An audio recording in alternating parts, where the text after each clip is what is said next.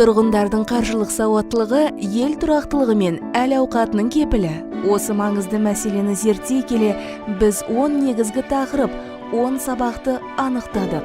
Өмірімізде күтпеген жағдайлар, табиғи апаттар, жол апаттары орын алуы мүмкін, әрі біз оларды болжап біле алмаймыз. Дегенмен осындай қиын жағдайларды оңай еңсерудің жолдары бар.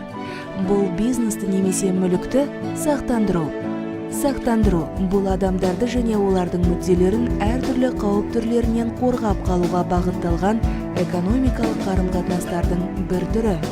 Сақтандыру терминдеріне тоқталып өтейік.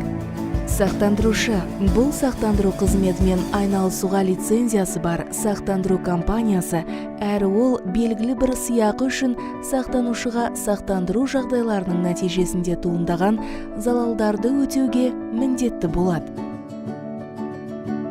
Сақтанушы бұл сақтандырушымен сақтандыру шартын жасасқан заңды немесе жеке тұлға. Сақтандыру сыйлық ақысы бұл сақтанушы сақтандырушыға сақтандыру шартына сәйкес сақтандыру үшін төлейтін жарна. Сақтандыру төлемі бұл сақтандырушының сақтандыру өтемақысын төлеуі. Сақтандыру жағдайы бұл сақтандыру шартында қарастырылған жағдай. Сақтандырудың бірнеше түрі бар. Өмірді жинақтаушы сақтандыру және тәуекелді сақтандыру. Тәуекелді сақтандырудың тобына мыналар жатады: жеке, мүліктік сақтандыру және жауапкершілікті сақтандыру. Сақтанушыда туындайтын өте маңызды сұрақ: жақсы сақтандырушыны қалай таңдау керек? Ең бастысы, келесі факторларға назар аударыңыз: лицензияның болуы, компанияның сенімділігі, тұрақтылығы, қызмет көрсету сапасы, түсінікті өнімдер және нарықтағы тарихы.